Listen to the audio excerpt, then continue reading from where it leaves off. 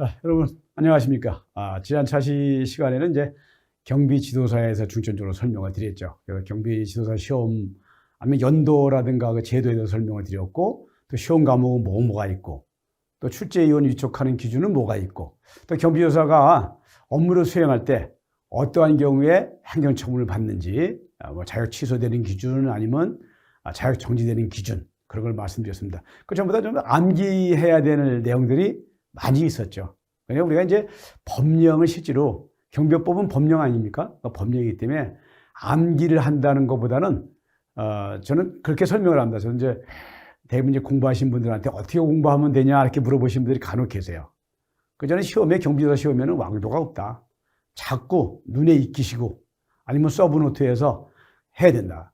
되게 이제 한두 문제 가지고 2차 시험 같은 경우는 당락이 개정되기 때문에 여러분들이 전부 다 마음을 놓고 공부하시게 되면 안 되죠. 실수 하나가 또 1년 공부하시는 걸 또 모든 걸 방해하기 때문에 여러분들이 법령에 대해서는 눈에 자꾸 익히셔가지고 하셔라. 그게 최고의 왕도다. 그 얘기 드립니다. 그래서 아무튼 지난번에 경비조사 시험에 대한, 경비조사에 대한 근무 내용 같은 거, 그런 건 암기라든가 아니면 눈에 많이 익히셔라. 자, 이번 이제 5차 시에서는 이제 경비조사, 경비원 이제 연속해서 합니다만, 일반 경비원과 이제 특수경비원의 수행 업무가 뭐가 있는지, 일반 경비원과 특수경비원 나눠서 보고, 또 경비원의 의무를 인지하고 경비원장에서 수행할 수 있다고 보는 거죠. 그다음 학습 내용은 이제 경비원별로 수행 업무라든가 경비원의 의무, 특히 이제 경비원 의무사항 같은 게 많이 있죠. 이것 때문에 시험 문제 자주 출제되고 있습니다만. 자, 일반 경비원과 특수경비원의 수행 업무를 보죠. 일반 경비원과 특수경비원. 시설경비. 이 5가지, 자, 총 경비법 보면 5가지 유형이 있죠. 경비 유형이. 그 중에서 일반 경비원은 4가지죠. 시설경비, 호송경비, 신변보호, 기회경비. 자, 여러분들 뭐 1차 시에서 이제 용어의 정의에서 설명을 드렸습니다만, 이 용어의 정의가 왜 중요하냐? 용어 자체가 앞뒤를 바꿔놔서 시험 문제가 간혹 출제되는 경우가 있어요. 그 용어를 암기하실 때는 용어가 낱말이 어디에 있는지, 법령이니까 앞뒤에 만약에 틀려서 나온다. 그런 걸 골라낼 수 있어야 돼요. 자, 예를 들어서 시설경비는 경비 대상 시설의 도난이나 화재, 혼잡. 제가 여기 표시를 했습니다만, 혼잡으로 인한 위험 발생을 방지하는 업무고, 호송경비는 운반 중에 있어야 되죠. 운반 중에. 이 중이라는 말이 간혹가다 시험에 출제되는 경우 있어요. 운반 중에 있는 현금이나 유가증권, 귀금속, 또 그 밖의 물건에 대해서 도난이나 화재, 위험 발생을 방지하는 업무다. 또 신변보호는 사람의 생명이나 신체, 위해 발생을 방지하고 신변을 보호하는 업무다. 기회경비 업무는 경비 대상 시설에 설치한 기계에 의해서, 기계죠. 기계에 의해서 감지 송신된 정보를 그 경비 대상 시설 외라는 거, 요거 잘 보시면 돼요. 외 장소에 설치한 관제 시설의 기기로 수신해서 도난이나 화재, 위험 발생을 방지하는 업무다. 그 제가 이렇게 노란 표시도 하고 이렇게 나름대로 설명을 드렸습니다만, 그 점만 명시하면 용어의 정의에서 만약 용어를 바꾼다든가 순서를 바꾼다든가 다른 용어를 넣는다든가 하면 여러분들이 찾을 수 있을 겁니다. 용어의 정의도 중요하다는 걸 얘기 드리기 위해서 제가 설명을 드린 거예요. 그래서 일반 경비원이 할 수 있는 업무는 4가지다. 시설경비, 호송경비, 신변보호, 기회경비. 각자의 용어 같은 거 유념하시기 바랍니다. 자, 특수경비원은 할 수 있는 건 이제 5가지 경비원 중에서 한 가지 있죠. 특수경비 업무. 즉, 공항. 자, 공항인데 간혹가다 항공기를 포함한다. 이거 뭐 별로 중요하지 않게 생각할 수가 있는데, 항공기를 포함하는 개념입니다. 항공기를 포함하는 개념. 그래서 공항 등 대통령령이 정하는 국가 중요시설의 경비나 도난이나 화재, 위험 발생을 방지하는 업무. 나머지는 뭐 그렇게 중요한 게 없어요. 이게 중요하죠. 대통령령. 시험에 낼 때 어떻게 내냐? 대통령령이 아니라 뭐 행정안전부령이다. 뭐 행안부령이라고 그러잖아요. 만약 이렇게 쓰면은 틀린 거잖아요. 대통령령이죠. 대통령령이 규정되고 있는 거예요. 그래서 이런 걸 시험 문제로 둔갑이 되는 경우가 있다. 근데 법령이 과연 법률이냐, 시행령이냐, 시행규칙이냐. 시행령은 대통령령을 얘기하는 거고, 시행규칙은 행정안전부령을 얘기하죠. 그런데 그거 묻는 문제가 간혹 출제되고 있습니다. 여러분들 이런 거 놓치시면 안 되겠죠. 놓치시면 안 된다. 중요하다는 걸 얘기 드리는 겁니다. 자, 경비원의 결격사유. 일반 경비원의 결격사유가 있죠. 경비법 제 10조 1항에 결격 사유를 명시하고 있습니다. 자, 18세 미만인 사람, 미만, 그 다음에 피성년 후견인, 파산 선고를 받고 복권되지 않은 사람. 자, 복권은 이제 권리 회복을 얘기하는데 파산 선고만 받아가지고는 경비 업무를 못하죠. 복권돼야 되죠. 복권은 다시 예를 들면은 법원으로부터 면책 결정을 받았다든가 그러면 복권으로 간주해서 경비 업무를 할 수 있지만 복권을 되지 않으면 경비 업무를 하지 못한다. 또 금고 이상의 실형을 선고받았다. 실형. 뭐 실형을 우리가 흔히 이제 교도소 가는 걸 얘기하는 거죠. 실형의 선고를 받고 그 집행이 종료되거나 집행이 면제된 날로부터 5년이 지나야 된다. 5년. 5년이라는 거 기억을 하시고 또 금고 이상의 형의 집행유예 선고를 받고 그 유예 기간 중에 있는 사람. 이래서 집행유예는 이제 1년부터 5년 범위 내에서 법원이 선고를 하는 거지. 그 선고한 기간 동안. 그래서 집행유예를 만약에 2년 선고받았다. 그럼 그 2년간만 경비 업무를 할 수 없다. 그 뜻이죠. 또 범죄단체 활동을 했다든가 아니면 성범죄를 저질러서 벌금형을 선고받았다. 벌금형은 5만 원 이상을 얘기하는 겁니다. 벌금형을 선고받았다. 그 선고받은 날로부터 10년이 지나야만이 경비 업무를 할 수가 있다. 그래서 그 집행이 종료된 10년, 유예나 면제된 날로부터 10년. 그래서 우리나라에서 성범죄는 굉장히 중대한 범죄다. 그러니까 성범죄 저지르면서 벌금형을 선고받았다. 10년간 경비 업무를 할 수 없다는 거. 그래서 이거 몇 가지 그 키포인트 되는 거를 여러분들이 잘 기억을 하시기 바랍니다. 또 절도나 강도나 강도강간 죄를 보면서 벌금형을 선고받았다. 벌금형은 5만 원 이상이라고 말씀드렸죠. 선고받은 날로부터 5년이 지나야 된다. 5년이 지나지 않거나 금고 이상의 형을 선고받고 그 집행이 유예된 날로부터 5년이 지나지 아니한 자. 그리고 세 가지 절도, 강도, 강도강간 등 벌금형 5년 기억하시고 또 강도 등 위 앞에서 나옵니다. 5번에 나왔던 어느 하나에 해당되는 죄를 보면서 치료감으로 선고받았다. 그 집행이 종료되거나 집행이 면제된 날로부터 10년이 되다. 치료감은 별도로 법원에서 선고하는 겁니다. 그래서 이것도 10년이 지나야만 경비 업무를 할 수 있고 또 6번이죠. 아까 절도, 강도, 강도강간 어느 하나에 해당하는 죄를 보면서 치료감으로 선고받았다. 그 집행이 면제되거나 날로부터 5년이 지나야지 아니한 자. 아니면 경비업법이나 경비업법에 따른 명령을 위반해서 벌금형을 선고받았다. 선고받은 날로부터 5년이 지나야만이 경비 업무를 할 수 있다. 그래서 경비업법에도 보면은 형사처벌 규정이 있습니다. 그래서 거기에 관련되는 걸 얘기하는 겁니다. 그래서 거기에 명령에 위반했다든가 해서 벌금형을 선고받으면 5년 동안 경비 업무를 할 수 없다고 돼 있죠. 자, 특수경비원의 결격사유. 이제 일반 경비원의 결격사유는 좀 아까 말씀드렸는데 특수경비원은 아무래도 국가 중요시설에 근무하는 분들이 돼가지고 더 엄격하죠. 그래서 경비업법 제10조 2항에서 명시를 하고 있습니다. 자, 18세 미만이거나 60세. 아까 이제 일반 경비원에 있는 건 당연히 포함이 되죠. 포함이 되면서 그 이외에 더 추가적인 게 60세 이상인 사람. 자, 일반 경비원은 결격사유에 상한 연령은 없습니다. 나이가 90이 되셔도 건강하시면 근무할 수 있죠. 하지만 특수경비원은 60세까지만 딱 기준되어 있어요. 그래서 60세 이상인 사람도 결격사유에 해당되죠. 그 다음에 피성년 후견이, 그 다음에 심신상실자, 알코올 중독자 등으로 대통령령입니다. 요거 잘 하셔야 돼요. 행정안전부령이 아니라 대통령령으로 정하는 정신적 제약이 있는 사람. 이건 2021년도에 이제 본조항이 신설됐죠. 내용을 한번 보죠. 그런데 이제 결격사유이 아까 말씀드린 이제 대통령령으로 심신상실자, 알코올 중독자 등 대통령령을 정하는 정신적 제약이 있는 사람이라고 그러는데 어떤 걸 얘기하느냐? 그걸 이제 여기다 푸는 겁니다. 첫째, 심신상실자. 심신이 좀 없는 사람들이죠. 그 다음에 마약이나 대마, 향정신성 위약품 또는 알코올 중독자. 여기도 해당되고, 치매관리법에 대해서 치매를 앓고 있다든가, 조현병이나 조현정동장애, 아니면 양극성 정동장애. 우리가 이제 흔히 조울병이라고 그러죠. 아니면 뇌전증. 아니면 이런 걸 앓는 분들은 우리가 여기서 얘기하는 정신적 제약이 있다라고 보는 거죠.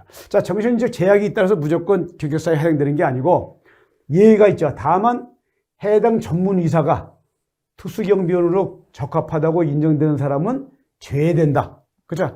해당 전문 의사가 만약 이런 사항이 해당되지만 특수경비원 하는데 아무 지장이 없다라고 만약에 진단서를 발급한다 그러면 그분들은 근무할 수 있다 그 뜻이에요. 그래서 요 단서 규정이 있다는 거, 전문의가 특수경비원으로 적합하다고 인정된 사람은 예를 두고 있다. 자, 그래서 경비법부 제10조 1항 2호 8호까지 아까 말씀드린 이제 일반 경비원과 이제 경비여사 공통사항을 아까 말씀드렸죠, 처음에. 요건 당연히 포함된다고 했습니다. 특수경비원은 포함되고, 또 이 특수경비원한테만 해당되는 교육사유가 있죠. 선고유예를 받고 그 유예 기간 중에 있는 사람. 일반 경비원은 집행유예 기간 동안만 경격사유를 했어요. 자, 특수경비원은 선고유예까지도 못한다. 선고유예를 받으면 2년이 돼야 면소된 걸로 간주합니다. 2년 동안은 특수경비원은 못한다 그 뜻이죠. 그렇지만 선고유예를 받았다. 일반 경비원을 하시는 데는 지장이 없다. 일반 경비원은 집행유예 기간 동안만 못하기 때문에 이걸 구분하시는 거 기억을 하시고, 또 행정안전불행이 정하는 신체 조건에 미달되는 사람. 그래서 우리가 이제 시행규칙에 명시돼서 나왔죠. 팔과 다리가 완전하고 두 눈의 맨눈 시력이 0.2, 교정 시력은 0.8. 시력도 좋아야만이 특수경비원을 할 수 있죠. 그래서 일반 경비원과 특수경비원이 구분되는 거, 그것만 여러분들이 기억을 하시면 암기하기가 쉽겠죠. 경비원의 교육 대상이나 교육 시간, 경비원의 교육, 자체 기본 교육이라고 그러죠. 우리가 이제 일반 경비원은 신인 교육을 24시간, 특수경비원은 80시간, 청유경찰은 76시간, 2주간에 걸쳐서 하도록 돼 있고, 직무교육이라고 했죠. 이제 기본 교육을 받으시고 현장에 배치되셨어요. 그럼 월 1회 이상, 일반 경비원은 2시간, 특수경비원은 3시간, 청유경찰은 4시간 이상 직무교육을 받게 돼 있죠. 누구한테 받죠? 대개 이제 경비지도사가 순회 감독을 하면서 직무교육을 되게 실시를 하고 있습니다. 그래서 이것도 2024년 7월이 개정돼서 2014년 1월부터 시행하고 있는 거죠. 시행하고 있는 거다. 일반 경비원 교육 대상. 일반 경비원이 이제 신교육을 받으면 어떤 사람이 받아야 되냐? 경비원의 경력이 없는 사람. 그죠? 경비를 처음 하신 분들. 아니면 우리가 교육 면제자가 있습니다. 일반 경비원 신교육 면제자가 있어요. 특수경비원은 신교육 면제자가 없습니다. 일반 경비원만 교육 면제자가 있어요. 경찰로 근무했던 사람, 경호시에 대통령 경호실에서 근무했던 사람, 아니면 군에서 부사관 이상으로 근무한 사람, 이런 사람들은, 아니면 신인교육을 받은 지가 3년이 지나지 않은 사람, 이런 사람들은 신인교육을 즉 24시간 일반 경비원 신인교육을 안 받아도 된다. 안 받아도 되는데 본인이 경비원을 몰라서 난 받겠어. 그거 받으시면 상관없죠. 이게 법령에서 이런 사람들에 대해서는 교육을 면제하도록 규정을 두고 있다. 기억하시면 되죠. 자, 교육기관은 어디서 교육받으면 된다? 경비협회나 경찰교육기관, 아니면 경찰청장이 지정해서 고시하는 기관이나 단체. 그래서 5년마다 경찰청장이 지정고시를 하고 있습니다. 전국에. 그래서 그런 데만, 여러분들 인터넷 들어가시면 내가 살고 있는데 근처에 경비원 신인교육장이 어디 있는지 확인하시면 금방 확인하실 수가 있죠. 교육비는 일반 경비업자가 부담하는 게 원칙으로 법에서는 되어 있습니다만, 신설돼서 경비법부 13조 2항이 신설돼서 교육을 받는 자로 부담해서 미리 받는 분들은 교육비를 본인이 부담하도록 규정을 두고 있죠. 교육 시기는 배치 전에 교육을 완료하는 게 원칙이다.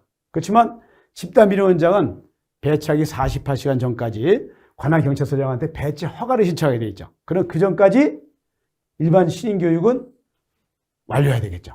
그래서 집단비리원장하고 시험 문제가 나면은 예를 들어서 집단비리원장이 아니다. 그건 배치 전까지만 교육 완료하면 되죠. 근데 집단비리원장에 만약에 배치할 경비원이다. 그러면 48시간 전에 관할경찰서장한테 배치 허가를 신청해야 되기 때문에 그 전까지 신인교육을 완료해야 된다 그 뜻이죠. 자, 경비원 교육 대상이나 교육기관. 자, 특수경비원 신인교육. 자, 특수경비원은 일반 경비원하고 틀리기 때문에 교육 면제 대상이 없어요. 면제 대상이. 자, 특수경비업자는 대통령령으로 정하는 바에 따라서 특수경비원으로 하여금 특수경비원 신교육을 받게 하고 이를 받지 아니한 자를 특수경비원에 종사하는 걸 금지하게 돼 있죠. 자, 특수경비원에 교육을 할 때 관할경찰서 소속 경찰공무원이 교육기관에 입회한다는 건 거기 가보는 거죠. 교육기관에 가서 대통령령이 정하는 바에 따라 지도, 감독을 실시하도록 되어 있습니다. 그러니까 특수경비원은 국가 중요시설을 경비하다 보니까 그런 분들한테는 엄격한 잣대를 대는 거죠. 그래서 교육기관에 관할경찰서 소속 공무원이 경찰관이 가서 실제로 교육이 법령에서 규정하고 있는 내용들을 교육하고 있는지 확인, 감독하도록 법에서 명시하고 있습니다. 자, 특수경비원의 교육 대상. 면제자가 없다 그랬죠. 특수경비원의 경력이 없는 사람, 그래서 특수경비원으로 채용된 사람이나 교육 면제자가 없다 그랬어요. 그래서 특수경비원 단지 면제자라 그러면 면제자라기 좀 뭐합니다. 특수경비원 교육을 받은 사람으로서 3년 이내에 또 특수경비원에 종사한 경력이 있는 사람. 그죠? 만약에 특수경비원 근무하다가 일시 사정 무슨 사정에서 그만두셨어요. 그러면 뭐 3년 이내에 많이 한 사람은 다시 교육을 받을 필요 없겠죠. 그런 경우. 그런 경우 이외에는 면제 대상자가 없다. 다 받아야 된다. 자, 경비지도사도 예를 들어서 일반 경비지도사가 특수경비원을 지도, 감독, 교육합니다. 그럼 일반 경비지도사도 경비지도사 자격증만 있다고 해서 하는 게 아니에요. 일반 경비지도사 같은 경우에도 특수경비원 기본교육을 받아야 돼요. 특수경비원. 그래야 특수경비원을 지도, 감독, 교육할 수 있도록 법령에서 규정하고 있습니다. 기억하시기 바랍니다. 교육기관은 경찰교육기관이라든가 경찰청장이 지정한 기관이나 단체에서 특수경비원 교육을 받으면 된다. 교육비는 특수경비업자가 부담한다. 이게 좀 틀린 점이죠. 일반 경비원 같은 경우에는 경비업자가 부담하는 걸 원칙으로 하고 있지만 미리 받는 경우에는 경비업법 13조 2항이 이제 신설돼서 본인이 돈을 부담해서 교육받는 게 일반적이죠. 그렇게 많이 받고 계십니다. 그래서 특수경비원하고 분리해서 여러분들이 구분해서 설명을 들으시고 기억을 하셔야 된다. 자, 교육 지원 요청. 특수경비원 교육 지정기관 또는 단체는 신인교육 과정에서 필요한 경우에는 관할 경찰관서장한테 경찰관서 시설물을 이용한다든가, 예를 들어서 뭐 사역할 필요가 있다면 경찰서에 거기다 이제 실내 사역장들이 많이 있죠. 그런 사역장을 쓴다든가, 아니면 뭐 강당을 쓴다든가, 아니면 특수한 장비를 보기 위해서 활용한다든가, 그렇게 할 수 있다 그 뜻이에요. 그 전문적인 소양을 갖춘 경찰관의 파견을 요청할 수 있다. 그래서 특수경비원 교육기관에서 이거 경찰 재직하고 있는 분들이 와서 교육했으면 좋겠다. 전문가를 초빙해서 교육하고 싶다. 그러면 관할하는 경찰관서장한테 이런 경찰관 파견을 요청할 수 있다. 그 뜻이에요. 교육 시기는 배치 전까지 교육을 완료하면 된다. 그래서 이제 일반 경비원과 특수경비원과 조금 구분해서 여러분들이 기억을 하셔야 돼요. 그래서 시험 문제가 만약에 나온다면 일반 경비원을 묻는 건지 아니면 특수경비원을 묻는 건지 그걸 잘 구분해서 그 네 가지 중에서 보기 중에서 답을 고르셔야 되겠죠. 그래서 여러분들이 이것들 서브노트에서 일반 경비원과 틀린 점 같은 것만 아웃라인 같은 것만 서브노트에서 암기를 하시고 눈에 익히셔라. 자, 이제 경비원의 의무를 보죠. 이제 경비원 공통 의무가 있고 특수경비원 같은 건 국가중개시설에 근무하다 보니까 의무사항이 더 강하겠죠. 이거에서 알아보고 또 장비에 대해서 한번 알아보도록 하겠습니다. 자, 경비원의 공통의무라는 건 일반 경비원과 특수경비원을 얘기하는 겁니다. 자, 경비원은 직무 수행 중에 위력을 과시하거나 물리력을 행사하는 등 경비 업무의 범위를 벗어난 행위를 하여서는 안 된다. 또 누구든지 경비 업무의 범위를 벗어난 행위를 하게 해서도 안 된다. 시키는 걸 얘기하는 거죠. 그래서 경비업자가 되든 도급업자가 되든 시설주가 되든 경비원한테 만약에 일을 시켰다. 그러면 안 된다. 자, 안 된다 그랬으니까 그런 행위가 일어서지면 당연히 형사처벌 규정이 따르겠죠. 이런 경우에 만약에 위반을 했다 그러면 1년 이하의 징역 또는 1천만 원 이하의 벌금에 처하도록 경비업법에서 규정을 하고 있죠. 그래서 위력을 과시할 수도 없고 물력을 행사해도 안 되고, 즉 주어진 업무 범위를 벗어난 행위를 했다든가 아니면 이를 시설주라든가 경비업자든가 도급업자든가 제3자가 만약에 경비원한테 이런 걸 시켰다. 그러면 그 시킨 사람도 같이 형사처벌을 받는다는 거. 그걸 기억하시기 바랍니다. 자, 특수경비원의 의무. 특수경비원은 이제 시설주나 경찰관서장, 소속상사의 직무상 명령에 복종해야 되죠. 그 다음에 상사의 허가나 정당한 사유 없이 구역을 이탈해서도 안 되고 일체의 쟁의행위를 할 수 없습니다. 국가중개시설을 근무하는 분들이기 때문에 이 쟁의행위를 못하도록 법에서 규정을 하고 있어요. 노동쟁의 하는 겁니다. 쟁의행위를 못하도록 되어 있고 무기의 안전수칙을 이행할 의무를, 만약 무기를 휴대하는 경우가 많이 있죠. 그런 경우에는 무기의 안전관리 수칙 같은 게 행정안전부령으로 정해야겠죠. 요거들을 못하게 돼 있다. 자, 경비원들이 이제 공통장비가 있죠. 공통장비. 일반 경비원이나 이제 기계, 특수 경비원의 이제 공통 장비는 몇 가지 있죠. 경적은 우리가 이제 호루라기라고 하죠. 이제 경적이라고 부르니까 이해 못하시면 이제 호루라기라고 생각하시면 되죠. 호루라기.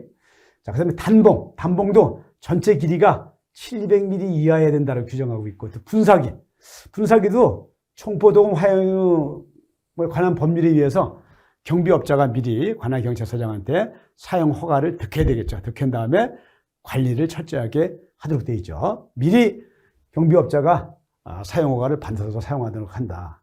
자, 안전방패.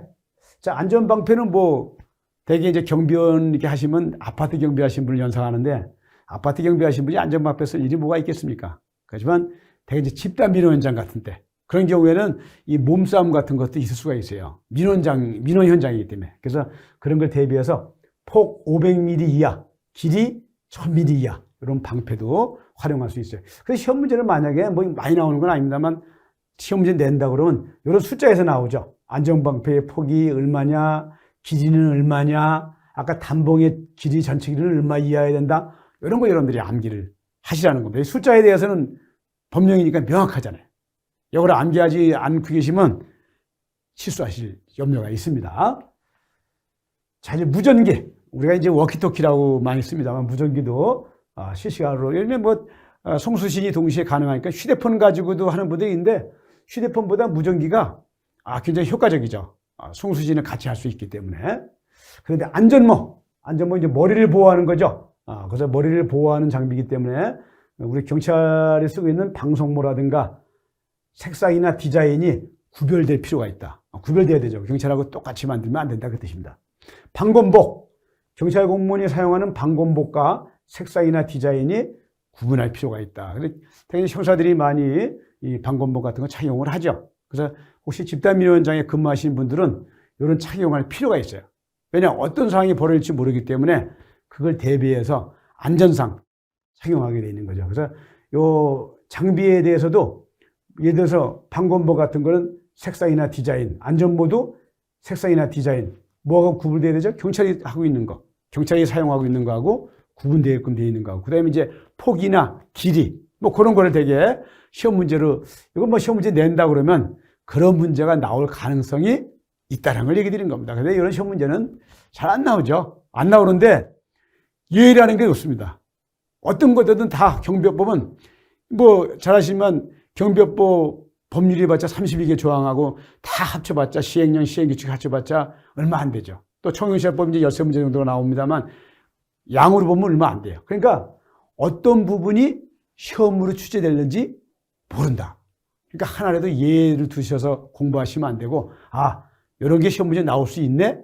그런 걸 늘 염두에 두고서 공부하시는 게 한 문제라도 틀리지 않는 가장 좋은 방법이라고 저는 개인적으로 생각을 합니다. 이거 기억하시기 바랍니다. 자, 경비원의 장비는 사용 수칙이 있죠. 장비도 이제 근무 중에만 휴대할 수 있도록 되어 있고, 또 총포도음료 하얀 관한 법률에 의해서 분사기는 미리 경비업자가 관할 경찰서장한테 사용 허가를 득해서 잘 활용을 해야 되겠죠. 임의로 개조하지 마라. 통상의 용법과 다르게 사용할 수 없고, 사람한테 유해한 행위는 금지하도록 되어 있고, 또 필요한 경우는 최소 한도 내에서 장비를 사용해라. 최소 한도 내에서. 그 다음에 공격적인 용도로 제작되지 않은 장비를 휴대해서는 안 된다. 또 경찰청장은 2014년 6월 8일 기준에서 매 3년마다 휴대하는 장비가 적절한지 여부를 확인해서 개선 등이나 조치사항을 하도록 법령에서 이렇게 규정을 하고 있습니다. 특수경비원 이제 무기 휴대를 보죠. 휴대 가능한 무기 종류는 특수경비원이 휴대할 수 있는 권총, 소총, 이 두 가지입니다. 권총 및 소총. 자, 무기 구입을 어떻게 하냐? 시도경찰청장은 시설주가 신청하는 겁니다. 신청에 따라서 국방부 장관의 승인을 받아야 돼요. 승인을 받아서 무기를 구입을 하고, 시설주는 무기의 구입 대금을 지급을 하고, 구입한 무기를 국가에 기부 찬업하는 형식으로 하고 있습니다. 자, 무기 대여 신청은 무기 대여 신청서를 관할 경찰서장이나 공항경찰대장한테 국가 중요시설을 책임지는 경비 책임자를 거쳐서 시도경찰청장한테 뭘 제출하죠? 무기를 대여해달라는 신청을 얘기하는 겁니다. 무기를 만약 기부 체납해서, 왜냐하면 개인이 무기를 소유할 수 없기 때문에 국가에 기부 체납을 하는 거죠. 그래서 그 무기를 대여 신청을 할 때는 누구한테 한다? 경비 책임자를 거쳐서 시도교통청장한테 한다. 무기 휴대는 휴대하는 경우는 어떤 경우에 한다? 경찰 관서장의 사전 승인을 있어야만 무기를 휴대할 수 있다. 무기고에 무기는 있지만 아무 때나 휴대하는 게 아니라 관할 경찰 관서장이 사전 승인을 필요로 한다. 그 뜻입니다. 자, 사전 승인은 그러면 경찰 관서장이 무기를 휴대할 필요가 있느냐? 사전 승인 판단 기준이 법령에서 정하고 있죠. 국가 중요시설에 총기나 폭발물을 소지한 자나 또는 무장 간첩의 침입 우려가 있는지 여부를 고려한다. 그 두 가지 기준입니다. 경찰 관서장이 특수경비원한테 무기를 휴대시킬 것인가 말 것인가에 승인해주는 기준은 총기라든가 폭발물의 소지자나 아니면 무장 간첩의 침입이 우려가 있는지 여부를 고려하라. 그래서 우려가 있다라고 판단됐을 때 무기를 휴대할 수 있는 승인을 해주라 그 뜻이죠. 무기 지급이 만약에 필요성이 해소가 됐다. 모든 상황이 끝났다. 그러면 시설주는 누가? 시설주죠. 시설주는 특수경비원으로부터 즉시 무기를 회수하도록 되어 있고 무기관리 사항 점검 있죠. 관할 경찰 관서장은 시설주 및 특수경비원의 무기관리 사항을 매월 1회 이상 한 달에 한 번이죠. 매월 1회 이상 점검을 하도록 되어 있고 안전검사 기준도 있죠. 위해성 경찰 장비의 사용 기준 등에 관한 규정에 의해서 규정을 준용하도록 경찰이 가지고 있는 이제 안전검사 기준이 있습니다. 요거에 대해서 확인을 받아야 되죠. 그래서 여러분들 요 무기를 휴대하는 경우에 규정이 몇 가지 있어요. 요걸 여러분들이 암기를 하셔야 돼요. 어떤 경우에 경찰 관서장한테 승인을 받아야 되는지, 승인을 어떤 경우에 경찰 관서장은 어떤 기준에 의해서 승인을 해야 되는지 그런 거를 잘 암기를 하시고 즉시 만약 사항이 해소됐다, 즉시란 말 무기를 회수하도록 규정을 하고 있다. 자, 경비의 장비, 특수경비의 무기 사용 안전수칙을 보자. 안전수칙은 법에 있습니다. 사람을 향해서 권총이나 소총을 발사하고자 하는 때에는 미리 말, 구두 또는 공포단에 의한 사격으로 상대방한테 경고하는 게 원칙이다. 예외가 있죠. 특수경비원을 급습한다든가 다른 사람의 생명이나 신체에 대한 중대한 위험을 야기하는 범행이 목전에 실행되고 있는 등 상황이 급박해서 경고할 시간적 여유가 없는 경우 아니면 인질 간첩 또는 테러 사건에 있어서 은밀히 작전을 수행하는 경우에는 다시 얘기하면 예외에는 구두나 공포탄 없이도 사격을 할 수 있다. 그 뜻이에요. 자, 원래 원칙은 뭐예요? 구두나 공포탄에 의해서 경고를 하는 게 원칙인데 예외 규정이 있죠. 특수경비원을 갑자기 급습한다든가 아니면 사람들에 대해서 생명이나 신체에 중대한 위험이 발생하고 있다. 그런 경우에는 급박해서 바로 경고 없이 사용할 수 있다. 아니면 또 인질이나 간첩 아니면 테러 사건 같은 데서도 은밀하게 작전할 때도 구두나 공포탄에 의한 경고를 안 할 수 있다. 그 뜻이죠. 또 범죄와 무관한 다중의 생명, 신체에 대한 위해를 가할 우려가 있는 때에는 이를 사용해서는 안 된다. 그래서 사람들이 많은 장소에서 쓰지 말라. 그 뜻이죠. 또 예외가 있죠. 무기를 사용하지 아니하고는 다른 사람이나 특수경비원의 생명이나 신체에 중대한 위험을 방지할 수 없다고 인정되는 때에는 필요한 최소한 범위 내에서 이를 사용할 수 있다. 그렇죠. 이런 경우에도 원칙이지만 예외가 또 있는 거죠. 이런 경우에 바로 사용을 할 수가 있는 거죠. 또 총기나 폭발물 가지고 대항하는 경우가 있다. 이런 경우를 제외하고는 14세 미만의 자 또는 임산부에 대해서는 권총이나 소총을 사용해서는 안 된다. 여기 이제 시험 문제 자주 나오는 건데 이런 시험 문제 이렇게 나오지 않고 그러면 이런 경우에 14세 미만의 자나 임산부에 대해서도 바로 권총이나 소총을 사용하는 경우는 어떤 경우냐? 총기라든가 폭발물을 가지고 대항하는 경우에는 사용할 수 있다. 그 뜻이에요. 그렇지만 총기나 폭발물을 가지고 대항하지 않는 경우에는 이런 14세 미만의 자나 임산부에 대해서는 총기를 사용해서는 안 된다. 그 뜻입니다. 이게 자주 시험 문제에 출제되고 있어요. 여러분들은 기억을 하셔야 됩니다. 자, 무기의 관리 수칙, 무기 인수, 앞에총 자세에서 검사총, 아니면 탄약과 무기로부터 분리해서 휴대해야 되고, 무기 휴대는 소총은 우로 어깨 걸어총. 이것도 시험 문제 자주 나옵니다. 근데 권총은 권총집에 넣어총. 이런 거 좀 뭐 암기하기는 그렇습니다만 여러분 상식으로 알아두셔야 되고, 또 무기 관리는 지급받은 무기를 다른 사람한테 보관을 한다든가 휴대한다든가 손질을 시켜서는 안 된다. 본인이 직접 하라. 그 뜻이죠. 본인이 하라는 뜻입니다. 또 총구 방향은 무기를 손질할 때 아니면 조작한 때는 총구는 반드시 공중으로 향하게 한다. 왜냐하면 갑자기 안에 뭐 실타래 있는 거를 확인을 합니다. 안전검사를 합니다만 미처 못했다. 그런 경우에 안전사고를 예방하기 위해서 공중으로 총구를 향하게 하도록, 아마 군대 갔다 오신 분들은 뭐 다 아시는 내용들이죠. 자, 무기 반납. 손질을 철저한 후에 반납을 해라. 자, 근무 시간 이외에 반납은 누구한테 하냐? 자, 근무 시간 내에는 뭐 무기관리 책임자가 있으니까 반납하면 되는데, 무기관리 책임자가 이제 퇴근을 했어요. 그럼 그 근무 시간 이외의 반납은 시설주에게 반납한다든가, 뭐 시설주가 그때까지 있을지 모르겠습니다만, 아니면 교대 근무자한테 인계한다. 이것도 시험 문제 간혹 나와요. 누구한테, 근무 시간 이후에 누구한테 무기를 반납한다? 시설주에 반납하거나 아니면 교대 근무자한테 인계를 하라. 이거 잘 기억을 하세요. 자, 무기 출납신고 관리수칙. 경찰관서장 지시사항 준수. 무기를 회수하여 집중적인 관리를 지시할 수 있고, 출납하는 탄약의 수를 늘릴 수도 있고 줄일 수도 있고, 아니면 출납을 중지하는 지시를 할 수 있다. 누가? 경찰관서장이. 탄약 출납은 이제 소총은 한 정당 15발 이내, 권총은 한 정당 7발 이내. 그리고 이제 내릴 때도, 탄약을 내릴 때도 생산된 게 오래된 탄약부터 먼저 내준다. 그죠? 오래된 것부터 먼저 재고를 자꾸 소비를 해야 되겠죠. 무기 손질은 무기를 지급받은 특수경비원은 매주, 이건 매주입니다. 매주 이상 무기를 손질해라. 무기가 만약에 어떤 문제가 생겼다. 그러면 그 무기 각 총기별로 목록이 있습니다. 목록하고 무기 장비 운용 카드를 첨부해서 관할 경찰 관서장한테 수리를 요청해야 된다. 누구한테 한다? 여기도 시도경찰청장이 아니고 관할 경찰 관서장한테 그 수리를 요청하면 된다. 수리를 요청하게 돼 있죠. 그래서 자, 그런데 이제 이번 시에도 나름대로 암기할 게 많이 있어요. 특히 이제 무기에 대해서, 무기에 대한 그 안전 수칙을 많이 강조합니다. 왜? 무기는 중요하지 않습니까? 그래서 여러분들이 이 안전 수칙에 대해서는 매년 한두 문제가 매년 출제가 됩니다. 그래서 그 무기 관리 수칙에서도 뭐 상식으로 파악할 수 있는 거지만 또 상식을 벗어나는 경우도 있어요. 그래서 그걸 서브노트에서 눈에 잘 익히시기 바랍니다. 여러분들 감사합니다.